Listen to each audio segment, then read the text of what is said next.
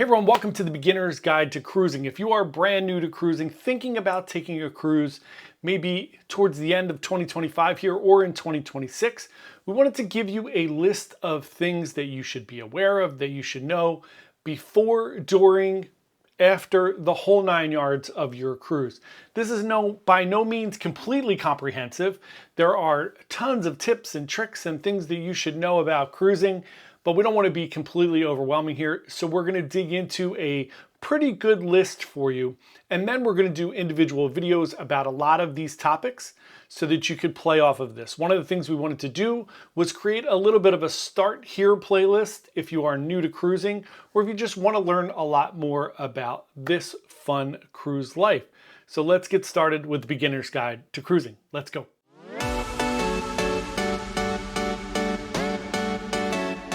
Hey everyone, John here from Bite Size Cruises. Welcome to the channel. If you are new here, welcome. Thank you so much for coming to check us out. Little disclosure and caveat up front, we are a travel agency. Our goal here is to give you the best information possible about cruising so you can plan and go on an amazing cruise vacation. However, we are going to talk a little bit about using a travel agent in this video. So I just wanted to be upfront and make you aware that we are in fact travel agents. So let's get into our little beginner's guide to cruising here. Like I said, we are going to create a full playlist here for you to start here. This will be the first video in the series, and then you can pick and choose what you would like to dig into deeper. Most of the topics here we're going to do a separate video for. We'll create the full playlist. We may even do a full video that's maybe an hour or two long that has everything in there with chapters, so you could jump ahead and kind of visit this whole kind of cruising course, whatever you think it is.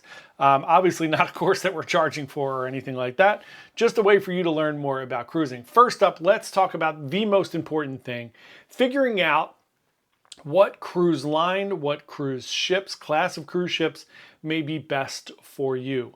There are so many different ways to cruise. You can choose to go on an expedition cruise where it's very active and adventurous, on small ships where you're climbing Machu Picchu or heading out into some amazing Galapagos adventure. Or you could pick a brand new, huge, massive ship where the ship itself is the destination. And anything in between. There are tons of options for you. There are tons of price points. This is really where research and kind of learning different things about cruising is really going to come in handy, so you can spend the right amount of money and get the right vacation for you and your whole family.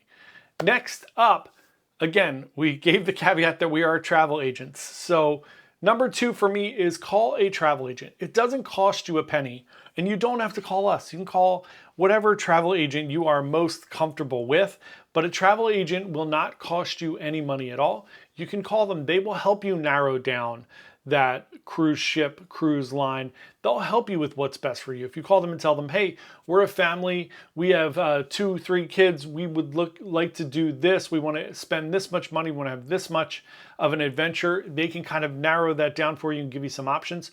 Also, if you said to them, hey, we're just a solo traveler and we want to go meet some people, have a great time, or we're introverted and we want to find a cruise line that's a little more quiet and where it's not so many people up and in your face, a travel agent can help you with all those things. They're also a concierge for you and kind of a liaison between you and the cruise line. You don't have to do any of those crazy things like call the cruise line. I had a client this week reach out to me and say, hey, I was checking in for my cruise. It popped up that I had an error and to call the cruise line. And I thought it was because my middle name is on my passport, but not on the reservation. So I called up and they wanted to charge me $150 to add my middle name to the reservation. And they were stuck and they said, we don't want to pay another $150. We didn't think this was going to be an issue. Can you please help us? Yes, that's what we're here for. You don't even have to call them. Call me first because I would have told them, which is what I told them. Middle names don't mean anything for the cruise lines. And this was for MSC. MSC doesn't even have a line for you to put in a middle name. It's just your first and last name. And the issue was actually that the other person hadn't on their reservation hadn't checked in yet. So it was nothing, and they almost paid an extra $150 for no reason, because the people that you're calling at the cruise lines, as hardworking and as diligent as they are kind of working off a script. So if somebody calls in and says, hey, I need help with this, they're not cruise experts. They don't go on cruises all the time. They're not helping people book their cruises all the time and manage them. They're just there to take orders and to follow the rules. So your travel agent is there to help you, to give you the best information possible, and it shouldn't cost you an extra penny at all. We receive a commission from the cruise line for booking you and putting butts in those seats on the cruise lines. So feel free to use any travel agent that works for you. And please feel free to call us. We're happy to help. You can email me, call me anytime. It doesn't cost you anything at all. Even if you're not booking with me, feel free to ask me questions. I'm here to help. Next up, book as early as you can. So it's contrary to popular belief. A lot of people think that you get the best deals if you wait till the last minute. And for most cruises, most cruise lines, most cruise ships, that is not correct. Now, there are some caveats to that. If you are going somewhere like Alaska or somewhere really wild or extravagant, there are times where those ships don't sell out, for sure. And you might be able to get a great deal, but also that would require you to be able to take 10, 14 days off of work last minute, kind of get all your affairs in order, jump on a plane, find airfare. So for most cruises, if you're doing a Caribbean cruise to the Bahamas, if you're cruising out of New York, Miami, Philadelphia, Bayonne, New Jersey, any of those cruise ports on the East Coast of the United States, book as early as humanly possible. Even for your European kind of Mediterranean adventures, book as early as humanly possible. That's where you're going to get the best deals, not last minute. Next up, one of the questions I think we all forget about as we get into cruising and as we move down the path of going on many, many cruises is a really important one. What's included in my cruise fare? I hear all the time, I'd prefer to go on an all-inclusive. It's less money. There's, cheaper if I just book a hotel and go somewhere. So let's talk about what's included in your cruise fare. So when you pay the price for the cruise line, depending on promotions, let's talk about a basic cruise, you're basically paying for your ability to get on that ship. So you're paying for your cruise fare, your port fees, and your taxes. So taxes, obviously we all know what taxes are. Your port fees are a cost that's passed on to you from the port and from the cruise line. Each cruise line has to pay X amount of dollars to dock their ship, wherever it may be. Nassau, Bermuda, Curacao, Aruba, whatever, right? So you know all the different ports. They pass that charge on to you. They may subsidize it, they may not. We don't really know how much they pay and how much they don't. But for instance, say they pay $50,000 to dock in Bermuda. That cost gets split out across all of the people that are booking that cruise, and you pay your money for the port fees and taxes there. That's all included there. Now, when you step on the ship, a lot of people are like, well, what do I have to spend money on? Do I need money? Do I not need money? All of your basic included complimentary food is included in your cruise fare. So if you go to the main dining room on the cruise ship, if you go to the buffet on the cruise ship, that food is all included in your cruise fare, as much food as you could possibly eat. A lot of the cruise lines and cruise ships have other kind of grab and go stations. Royal Caribbean, for instance, has Cafe Promenade on a lot of ships. In the Promenade, where you can walk up, you can get yogurt, fruit, pastries, sandwiches, a whole bunch of things. If you're on an Oasis class ship, they have Park Cafe, which offers you soups, salads, sandwiches, a bagel bar in the morning, a whole bunch of different things. A lot of cruise lines have something like that. Norwegian has the local or Oceans, which is basically open 24 hours a day. It's kind of like a diner feel, English pub-ish. You sit down, you can get chicken fingers, pretzel bites, hot dogs, all of those things are included. Also included, tap water, coffee, tea, milk, and juice. Most juices you can get at the buffet, and if you go to the dining room, they'll give you, obviously, in the morning, orange juice, apple juice, all those things, as well as coffee, iced tea, hot tea, any of those things. So those things are all included in your cruise fare. The things that wind up being additional, so what's not included in your cruise fare, is going to be alcoholic drinks, soft drinks like Pepsi, Coke, all of those things. Bottled water generally is not included in your cruise fare. And specialty dining. So if they have fancy restaurants on board, those are generally not included. And there are other a la carte options, maybe There around the ship somewhere, there might be a gelato stand. Now, there is soft serve ice cream available at no other fee other than your cruise fare, your port fees and taxes. That's around all around the ship, but there might be fancy ice cream somewhere, crepes. You never know. All the cruise lines have different fancy options, fancy coffees, like a Starbucks. That's not included in your cruise fare. Now, not to say that you can't book promotions or other things, but we'll talk about that in another video where you can add on packages and maybe make your cruise a little more all-inclusive. Next up, let's talk about a few things that kind of could go wrong that you should plan for. One, highly recommend that you get to the cruise port the day before, particularly if you're flying in. I live in Philadelphia. If I am flying out of Miami or Port Canaveral or even Boston, let's say, which is about a 5-hour drive for me, I fly in the day before or the night before. Just make sure you're there. When you wake up in the morning, you want to be in the city where your port is or within an hour or so of your port so that you make sure no matter what happens, you're able to get to the port that day.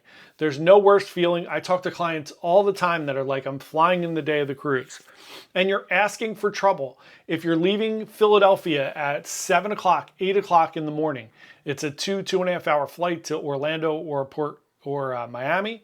If anything goes wrong, if your flight gets canceled for any reason and you get pushed back to a 1 p.m. flight, it is going to be a harrowing event to try to get to that ship in time. And God forbid you get pushed back to a 2 o'clock in the afternoon flight, you're missed your cruise. And then it's your responsibility to get either to the next port or you don't get to go on your cruise. The cruise line's not going to refund you your money because you didn't get there on time. So it really does make sense to fly in the night before. It's going to cost you a little extra money. I get that. But I'd rather pay that extra $200 to $300 to $400, depending on how bougie you are, where you like to stay, what type of hotel accommodations you like to stay in.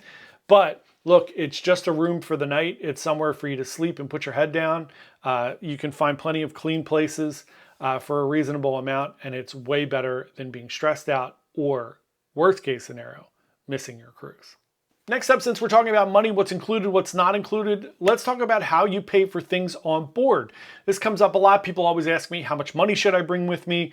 Do I need to bring a whole lot of cash? They'll read old articles on different websites that'll say, hey, if you're going on a cruise, kind of bring $100 per day, kind of as your kind of compass there. So let's talk about it a little bit. Once you get on the cruise ship, no matter what cruise line you're on, at some point on embarkation day, you're going to receive some type of a card to get into your room. Generally, they're called CPAS cards. A lot of people call them different things, whatever you want to call them. It is your little room key, your card that you should carry with you at all times. Now, technology is awesome. So some cruise ships are going to give you a medallion, for instance. Princess gives you a little medallion that you could just throw in your pocket. You could wear it as a watch. Royal Caribbean has WOW bands that you could put on. MSC has bands that you could wear. Whatever it is that you're given as your room key that gets you in, that you need to keep with you at all times, this is how you pay for things on board. So when you check in for your cruise, a few, 45, 30 days, 21 days, whatever it is before your cruise, we'll get into that for each cruise line, you will put a credit card on file. Now, if you forget to do that or something gets messed up or you want to use cash, all of that's fine. But when you check in, you are required to put a credit card on there for just like if you were going to a hotel, basically for your incidentals. Once you get on board the ship, everything gets charged to that card or your band or whatever it is. So if you're walking down the promenade, you walk into a bar and you say, hey, I'd like a Pepsi or a Coke, and you don't have the drink package or anything, again, we'll get into those things, you'll basically scan your card or your bracelet or your medallion, whatever you have, and it'll create a charge on your account, and boom, there you go. If you go into one of the jewelry stores on board and you say, I really like this Rolex watch and it's $15,000, you can just slide that card right on there and they will charge $15K to your account. Same thing if you are in the casino. This is a popular one. You can certainly play and bring cash if you would like to the casino, but you can just do a room charge as well. Some cruise lines will charge you a fee to do that, but keep in mind, you don't, for many reasons, you don't need to have cash while you're on the ship. Nothing is going to require you to take money out and hand it to somebody. Now, tipping, a whole nother thing. We'll get into that in a minute, but that is how you pay for things onboard the ship. And you could always go to guest services 2 or 3 days in and just say, hey, I have a credit card on file, but I'd like to pay cash. I'd like to cash out my account. If you say you go to the casino, you win 10 grand, you can go right up there, you can pay off your balance and nothing will get charged to your credit card. So keep that in mind as well. Next up, since we mentioned it, bring cash for tipping. Not just on board, because a lot of your gratuities are going to be taken care of, which we will talk about momentarily as well. But bring cash to tip. If you get off the ship somewhere, everyone still, hopefully at this point, appreciates the American dollar. So if you're anywhere where you are going on a tour and you want to tip the tour guide, if you are grabbing a drink on one of the islands somewhere, specifically like the Bahamas, St. Thomas, St. Martin, all of those places, you're going to tip with American cash. If you're in Europe, whole different story. You really don't need a lot of cash because you're going to pay for everything with tap or some type of a card. But you could still get some cash to tip people. People love cash. So that is what you will need if you are going to be doing some tipping. Generally, I recommend bringing a few $100s just in case. It's always good to have a few $100 just in case you need it for anything, and that will cover you for tips. Also, keep in mind, we talked about what's included, what's not included. Gratuities are not included. So what happens now is over the course of the past 20 to 25 years in cruising, you used to be able to get on the ship, you would tip your room steward, you would tip your maitre d', your waiter, your head waiter, everybody in the dining room, whoever you wanted to tip for drinks. Now all of that is going to get charged to you automatically.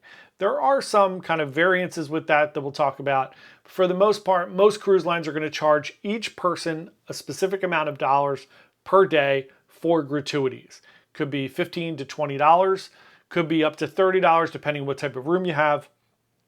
Those tips and gratuities are going to go to your room steward, to people behind the scenes that you never see in the kitchens and that help with the rooms. It's going to go to the wait staff, the maitre d', all of those people. So keep in mind, you will have to pay gratuities. They're generally charged daily to your CPass card, your onboard account on the ship, or you could prepay those before your cruise, get them out of the way so you don't have to feel like you need to pay something before you go on a cruise. We're going to talk about 2 more quick things here in part 1 of our beginner's guide to cruising, and then we're going to pick this up tomorrow with part 2 so that you don't get overwhelmed here with too much information. Next up, let's talk about 2 other things that are not included in your cruise fare. That is going to be your drink packages and any dining packages and photo packages, internet, those type of things. So when we talk about these different packages, you could, of course, purchase with some cruise lines some form of these things grouped together.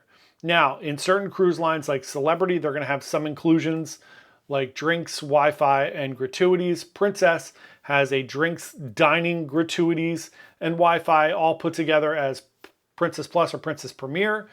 Norwegian has more at sea, which is going to give you some options.